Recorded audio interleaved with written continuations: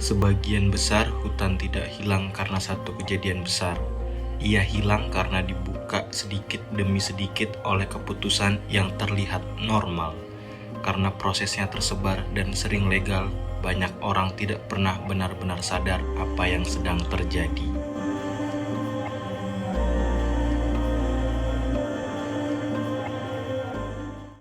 Di banyak tempat, perubahan itu bahkan tampak seperti kemajuan.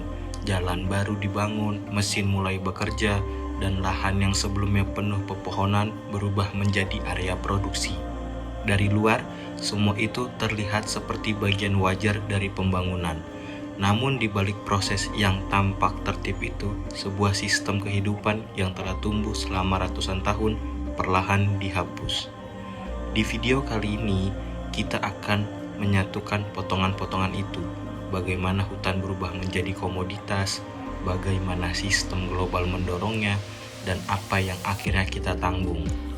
Kita tidak hanya akan melihat pohon yang ditebang, tetapi juga keputusan ekonomi, kebijakan politik, dan pola konsumsi yang membuat semua itu terus berulang. Setiap bagian dari cerita ini saling terhubung, dari desa kecil di tepi hutan hingga rak-rak supermarket di kota-kota besar. Karena semua bagian saling berkaitan, pembahasannya perlu diikuti sampai selesai, supaya gambaran besarnya benar-benar terlihat. Tanpa melihat keseluruhan alurnya, kita hanya akan menangkap potongan kecil dan mengira masalah ini lebih sederhana dari yang sebenarnya.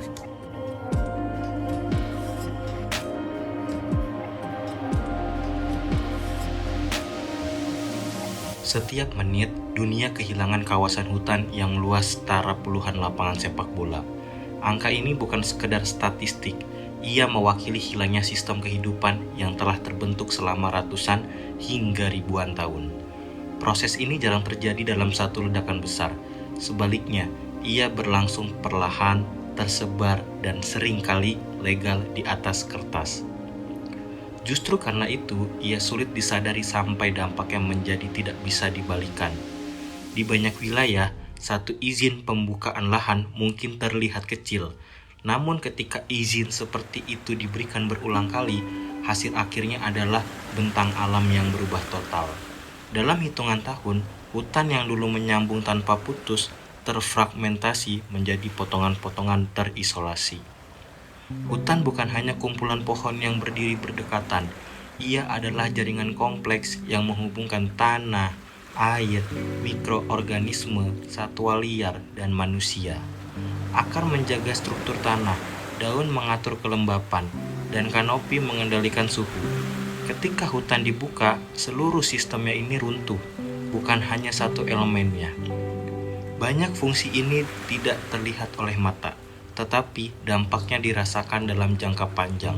Sungai menjadi lebih keruh, musim hujan lebih tidak terprediksi, dan wilayah sekitar menjadi lebih rentan terhadap banjir dan kekeringan. Dalam beberapa dekade terakhir, laju kehilangan hutan meningkat seiring melonjaknya kebutuhan global akan pangan, energi, dan bahan mentah. Negara-negara berkembang yang masih memiliki kawasan hutan luas menjadi sasaran utama ekspansi. Sementara itu, negara maju tetap menjadi tujuan akhir dari hasil eksploitasi tersebut. Meskipun dampak ekologisnya terjadi jauh dari pusat konsumsi, dengan kata lain, banyak orang menikmati produk murah tanpa pernah melihat biaya ekologis yang tersembunyi di baliknya.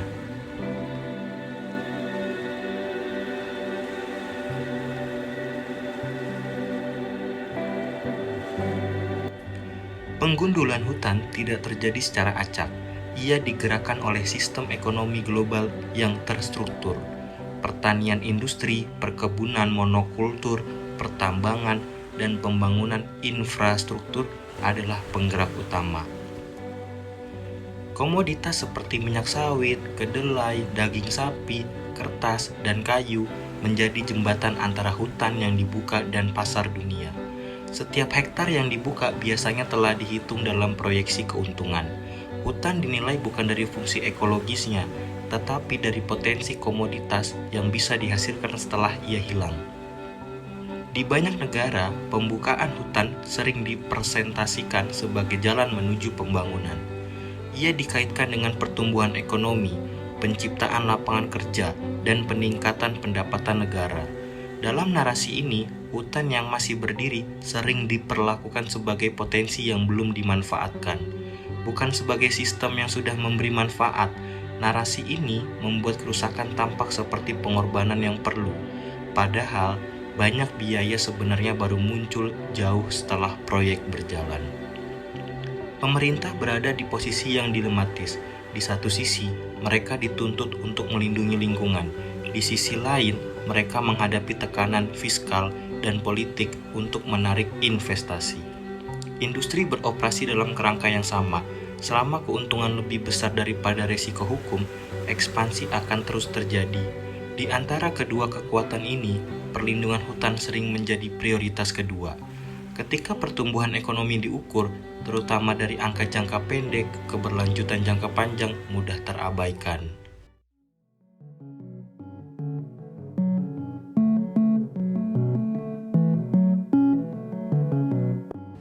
Dampak penggundulan hutan tidak selalu terlihat dalam waktu singkat.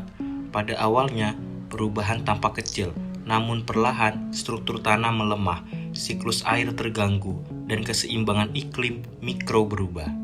Tanah yang dulunya menyerap hujan kini mengalirkannya secara cepat, membawa lapisan subur ke sungai dan laut. Perubahan ini membuat daerah hilir menerima beban yang lebih besar. Sungai menjadi lebih keruh, pendangkalan terjadi lebih cepat, dan ekosistem perairan ikut terganggu. Dalam jangka panjang, wilayah yang jauh dari lokasi pembukaan hutan ikut merasakan dampaknya. Hutan juga berfungsi sebagai penyangga iklim. Pohon menyerap karbon dan menyimpannya dalam biomasa dan tanah. Ketika ditebang atau dibakar, karbon itu dilepaskan kembali ke atmosfer, mempercepat pemanasan global. Iklim yang lebih panas dari kering kemudian meningkatkan resiko kebakaran, yang selanjutnya menghancurkan lebih banyak hutan. Ini menciptakan lingkaran umpan balik. Semakin banyak hutan yang hilang, semakin ekstrim kondisi iklimnya, dan semakin sulit hutan yang tersisa untuk bertahan. Dalam banyak kasus, kawasan yang sudah terdegradasi menjadi jauh lebih rentan terhadap kebakaran dan kekeringan. Fragmentasi memperarah keadaan jalan, tambang, dan perkebunan, memecah hutan menjadi potongan-potongan kecil. Satwa kehilangan koridor, migrasi, populasi terisolasi, dan keragaman genetik menurun. Dalam banyak kasus, kepunahan terjadi secara perlahan, tanpa pernah tercatat. Spesies yang membutuhkan wilayah luas tidak lagi memiliki ruang yang cukup, sementara spesies yang lebih kecil kehilangan sumber makanan dan tempat berkembang biak. Kehilangan ini jarang terlihat langsung, tetapi akumulasinya mengubah seluruh struktur ekosistem.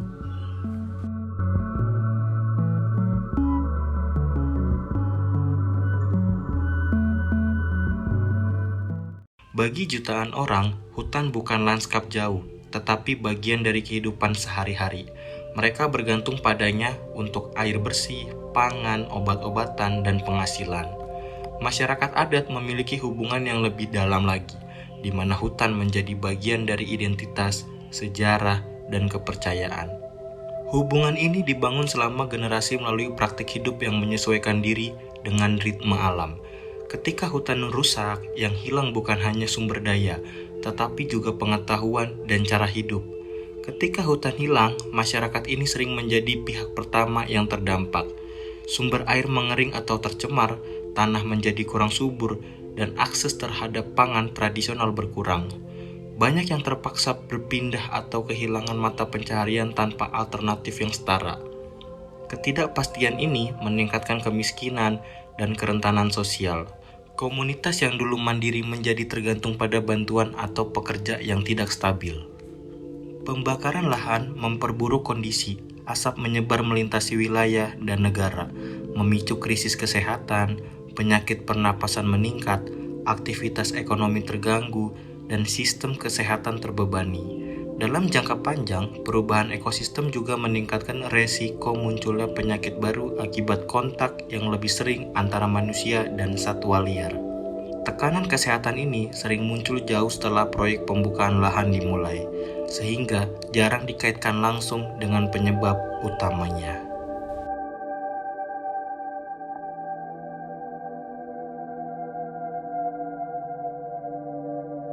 Kerusakan hutan jarang bisa ditelusuri ke satu pelaku tunggal. Ia merupakan hasil dari rantai pasok global yang panjang dan kompleks. Kayu, kertas, minyak nabati, dan produk turunannya berpindah lintas negara, sering tanpa transparansi yang memadai tentang asal-usulnya. Dalam rantai ini, bahan mentah berpindah dari satu perusahaan ke perusahaan lain, hingga akhirnya menjadi sebuah produk jadi yang tidak lagi menunjukkan jejak awalnya. Konsumen di kota-kota besar dunia jarang melihat hubungan antara produk murah yang mereka gunakan dan hutan yang hilang ribuan kilometer jauhnya. Sertifikat dan komitmen nol deforestasi memang berkembang, tetapi sering bergantung pada laporan internal dan audit terbatas. Tanpa sistem verifikasi yang kuat, klaim keberlanjutan sulit dibedakan dari pencitraan. Ketika satu wilayah mulai memperketat aturan, aktivitas sering berpindah ke tempat lain dengan regulasi lebih lemah. Tekanan terhadap hutan tidak hilang, hanya bergeser. Tanpa koordinasi lintas negara, upaya perlindungan menjadi tidak seimbang. Dengan cara ini, kerusakan terus berlanjut meskipun beberapa wilayah mencoba memperbaikinya.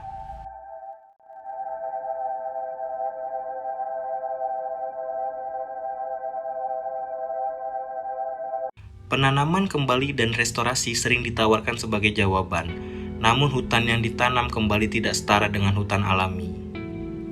Struktur tanah, keanekaragaman hayati, dan fungsi ekosistem membutuhkan waktu sangat lama untuk pulih. Jika bisa pulih, banyak proyek restorasi menanam satu atau dua jenis pohon, menghasilkan tutupan hijau yang terlihat rimbun, tetapi miskin kehidupan. Teknologi pemantauan satelit mampu mendeteksi pembukaan lahan hampir secara real-time. Namun, data tanpa penegakan hukum hanya menjadi arsip. Banyak pelanggaran tetap tidak berujung pada sanksi berarti karena tekanan politik dan ekonomi. Informasi tersedia, tetapi sistem yang mengatur tindakan sering tidak berubah. Masalah utamanya bukan kekurangannya alat, melainkan sistem yang memberi insentif pada eksploitasi. Selama membuka hutan lebih menguntungkan daripada melindunginya, solusi teknis hanya akan memperlambat, bukan menghentikan kerusakan.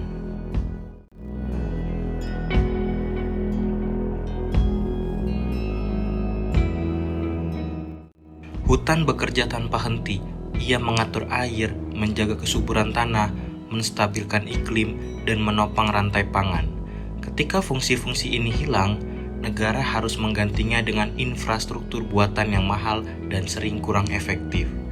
Biaya untuk memperbaiki banjir, kekeringan, dan gagal panen sering jauh lebih besar daripada nilai kayu atau lahan yang diambil. Namun dalam banyak perencanaan, hutan masih diperlakukan sebagai cadangan lahan, bukan sebagai fondasi sistem kehidupan.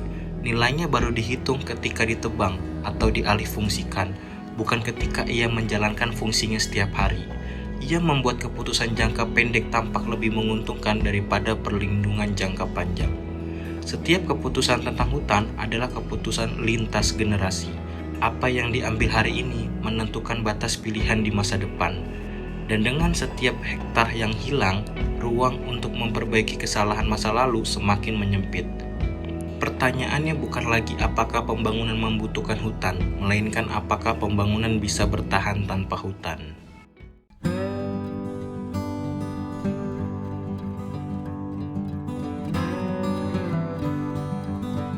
Hutan bukan warisan dari masa lalu, ia adalah pinjaman dari masa depan. Setiap izin, setiap pembukaan lahan, dan setiap keputusan konsumsi adalah suara dalam menentukan dunia seperti apa yang akan tersisa. Suara-suara itu terakumulasi, membentuk arah yang tidak bisa dibalik dengan mudah. Apa yang hari ini terasa kecil dalam beberapa dekade bisa menentukan stabilitas seluruh sistem kehidupan. Pertanyaannya bukan lagi apakah pembangunan membutuhkan hutan, tetapi apakah peradaban manusia bisa bertahan tanpa hutan.